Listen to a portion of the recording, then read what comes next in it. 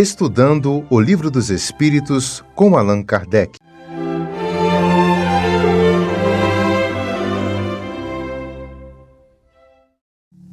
Meus amigos, boa noite. Que Jesus, o nosso Mestre, nos abençoe hoje e sempre. Nós estamos estudando no Livro dos Espíritos a classificação dos Espíritos e no momento nós estamos estudando a segunda ordem, os bons Espíritos. É bom a gente frisar que os bons Espíritos ainda não são Espíritos puros. Ou seja, os bons espíritos ainda têm algum progresso a realizar até se tornarem espíritos puros. E sintetizando o que até já foi dito nas reuniões anteriores, as características essenciais, principais dos bons espíritos, seriam assim, a predominância do espírito sobre a matéria, ou seja, são espíritos em que a vida espiritual, a espiritualidade já está acima da matéria, das sensações físicas, eles não experimentam, já não tem mais o domínio, não tem mais a sua personalidade, não tem mais o ódio, o rancor, a inveja, o ciúme. Quer dizer, isso para eles já são coisas que eles já superaram essa etapa da vida deles. E eles fazem o bem com absoluto desinteresse, ou seja, pelo puro sentimento do desejo de fazer o bem.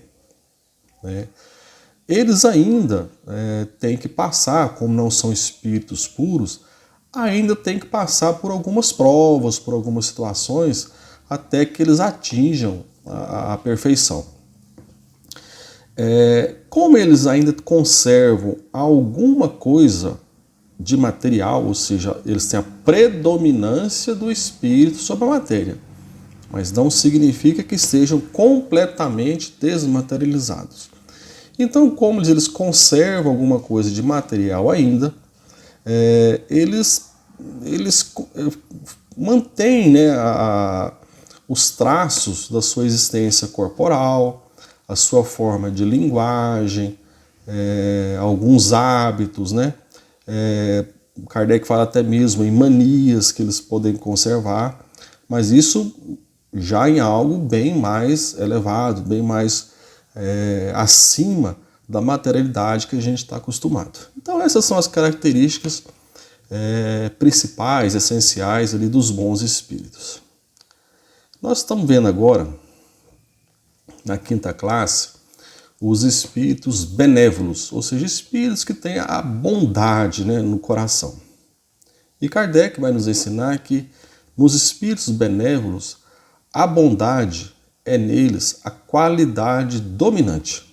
Ou seja, o que domina esse espírito é a capacidade de empatia, a capacidade de fazer algo em prol do seu semelhante.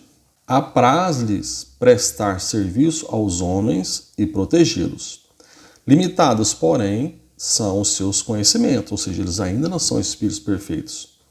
Hão progredido mais no sentido moral do que no sentido intelectual.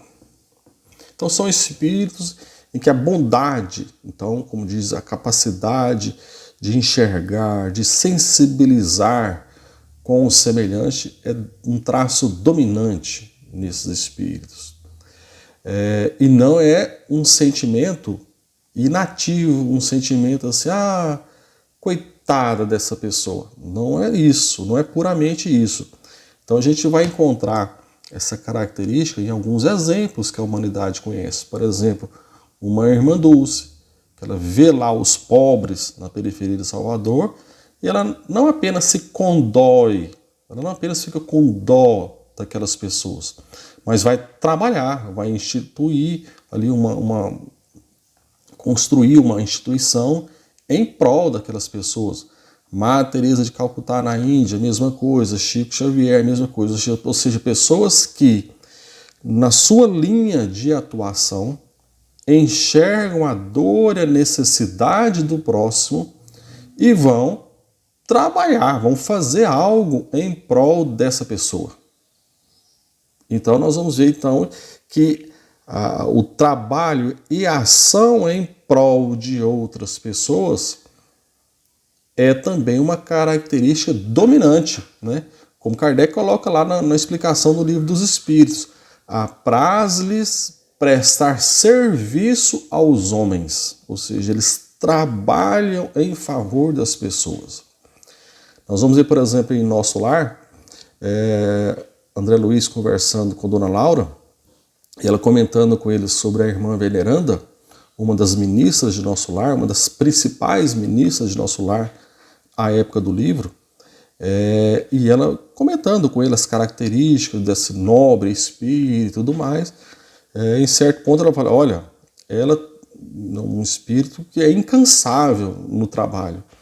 Ela, dos trabalhadores, dos cidadãos de Nosso Lar, ela é o espírito que tem a maior quantidade de horas de trabalho.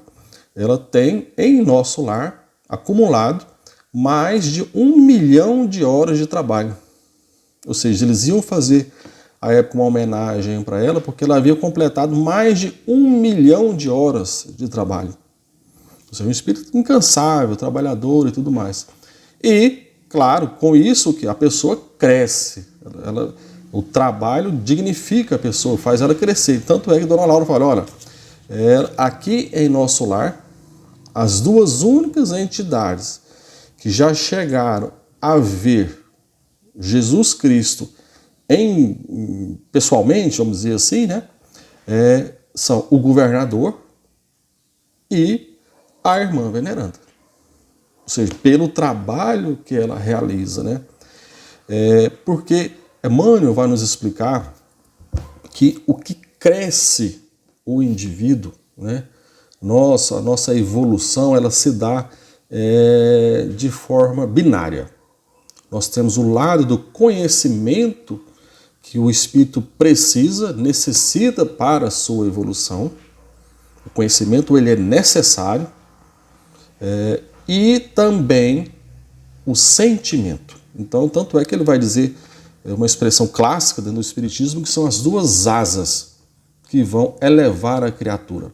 Ou seja, existe aí uma necessidade de crescimento da pessoa na sua intelectualidade, mas principalmente no seu sentimento. Tanto é que no livro O Consolador, vão questionar Emmanuel o seguinte, a alma humana poderá elevar-se para Deus tão somente com o progresso moral, sem os valores intelectivos? E ele responde, o sentimento e a sabedoria são as duas asas com que a alma se elevará para a perfeição infinita. No círculo acanhado do orbe terrestre, ambos são classificados como adiantamento moral e adiantamento intelectual. Mas como estamos examinando os valores propriamente do mundo em particular, devemos reconhecer que ambos são imprescindíveis ao progresso, sendo justo, porém, considerar a superioridade do primeiro sobre o segundo, porquanto a parte intelectual sem a moral pode oferecer numerosas perspectivas de queda nas experiências, enquanto que o avanço moral jamais será excessivo, representando o núcleo mais importante das energias evolutivas. Então, Emmanuel ele está elucidando assim, que nós precisamos dos dois, do conhecimento, precisamos da elevação moral dos nossos sentimentos. Porém, ele faz um alerta, cuidado, porque às vezes o excesso de conhecimento intelectual, sem um conhecimento, sem um avanço moral, poderá propiciar a criatura a quedas. Por quê? Porque o conhecimento intelectual, o conhecimento, o domínio das ciências é uma ferramenta poderosa de ação do Espírito. Mas é como um corcel, um cavalo. Ou seja, você tem um cavalo ali super rápido, saudável, que pode correr muito. Mas esse cavalo, esse mesmo corcel, precisa de uma direção. E a direção que dá ao intelecto é o sentimento. Então, por isso que o intelecto ele se torna, às vezes, limitado em sua ação. Principalmente em se tratando do socorro ao íntimo das criaturas. No livro No Mundo Maior, de André Luiz também, há um exemplo que mostra justamente isso, a atuação, a capacidade de transformação, a capacidade de mudar o coração de alguém, que um espírito, que um bom espírito, ou seja, um espírito que o amor já domina esse espírito, pode, em comparação a um espírito que ainda apenas conhece, que apenas tem conhecimento. Então, diz lá André Luiz, estavam ele e o instrutor Calderaro numa instituição de atendimento psiquiátrico, atendendo, socorrendo, né, um espírito, um homem que estava lá, que a esposa tinha feito orações em favor dele, e André Luiz, no primeiro exame, já identificou ali um espírito desencarnado ao lado, mas profundamente imantado a ele, vamos dizer assim, no nosso linguajar mais simples, um obsessor, quase que já dominando por completo ali os pensamentos daquele homem. André Luiz fala que o que um pensava, o outro de imediato pensava. Ou seja, a relação encarnado e obsessor já era tão íntima que a mente deles já se confundiam, né? É como se houvesse ali irmãos siameses, né? Ligados pelo cérebro, vamos dizer assim. A mente deles já estava profundamente enraizada uma à outra. E o instrutor Calderaro conta brevemente a história que aquele obsessor havia sido assassinado pelo homem que estava internado, que na verdade era filho adotivo dele, ele tinha feito isso por interesse de dinheiro, conta toda a história. E eles fazem ali um atendimento, mas não logram em separar, né, em ter assim, um socorro mais efetivo daquele espírito encarnado, né? E André Luiz, quando vê ali que o Calderaro fala, ó, terminamos por aqui, fala, mas, vamos dizer assim, não adiantou muito, né? Vamos falar assim, a gente prestou um primeiro socorro só, mas não melhorou um pouquinho, mas ele continua atuando. Ele falou assim, André Luiz pergunta, a gente não podia, vamos dizer assim, entre aspas, doutrinar esse obsessor, explicar para ele que isso está sendo mal para ele também, explicar, mostrar para eles, né, que, olha, isso aqui está muito ruim para vocês dois, ou seja, entre aspas, doutrinar, né? E Calderaro vai responder para ele o seguinte, olha, não adianta, nós não vamos fazer muita coisa aqui com isso, mas por quê? E o Calderaro responde, porque se o conhecimento auxilia por fora, só o amor constrói por dentro. Com a nossa cultura, ou seja, com o nosso conhecimento, com a nossa cultura, retificamos os efeitos quanto possível. E só os que amam conseguem atingir as causas profundas. Os nossos desventurados amigos reclamam intervenção no íntimo para modificar atitudes mentais em definitivo. E nós ambos, por enquanto, apenas conhecemos sem saber amar. O conhecimento pode pouquíssimo comparado com o muito que o amor pode sempre. Então Calderaro ele mostra ali, né, nesse parágrafo do livro, que o conhecimento pode fazer alguma coisa. Um médico, ali na sua medicina, ele ajuda de fato o cliente. Mas o amor, ou seja, aquela pessoa que traz, né, o amor verdadeiro dentro dela, tem um espectro de atuação muito mais amplo. Tanto é que nesse caso, o livro prossegue, né? André Luiz vai falar assim, tá, como diz, então, e agora? Como é que faz? Ele falou, olha, aguarde, você vai ver. Aí nesse instante entra a irmã Cipriana, que André Luiz, quando já a vê, já toma um primeiro susto, né, vamos dizer assim, pelo que ela irradiava, né, de luz, de energias, né, as irradiações dela já mostravam a qualidade daquele espírito, né? E aí quando ela, a irmã Cipriana, conversa com os dois, mostra e não condena nenhum deles, né?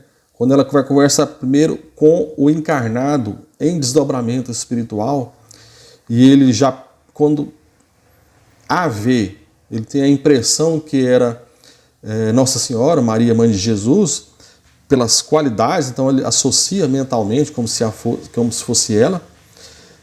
Mas a primeira coisa que ele fala é assim, olha, eu matei um homem, ou seja, no sentimento de culpa. E ela responde simplesmente, eu sei disso. Mas por que você esqueceu a oração?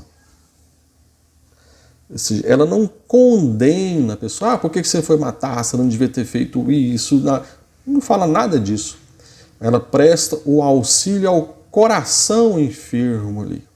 Depois que ela conversa com o encarnado e tudo mais, em desdobramento, se volta para o obsessor e a mesma coisa. Conversa com ele, mostra para ele, olha, você está há 20 anos colado a ele, obsediando a ele. Ele está trabalhando, tem uma família, está construindo e tudo, e você só está odiando, né? E começa, ou seja, a atuação do amor, a atuação do espírito benévolo, aquele que traz um coração do tamanho do mundo, é algo fantástico. A gente vê isso nas passagens de Jesus, né? Quanto que os espíritos, às vezes, só de se aproximarem do Cristo, caíam de joelhos em pranto, porque sentiam a irradiação do amor. Como André Luiz coloca, né? Que o conhecimento pode pouquíssimo, comparado com muito que o amor pode sempre. Esse livro, O Mundo Maior, já no finalzinho do livro, André Luiz visitando o lar de Cipriana, essa mesma instrutora, que é uma casa que ela havia criado ali nas zonas inferiores à terra. Quando ele está despedindo dela, ele vai embora e tal, ela fala, olha, que o Pai te abençoe, virando para o André Luiz, né? Nunca te esqueça a bondade no desempenho de qualquer obrigação. Ou seja, qualquer coisa que você for fazer, varrer um chão, for fazer uma operação, uma cirurgia, coloque a bondade naquilo que você está agindo. Essa é a atuação dos espíritos benévolos. Que Jesus, o nosso Mestre, nos abençoe hoje e sempre. Muito obrigado.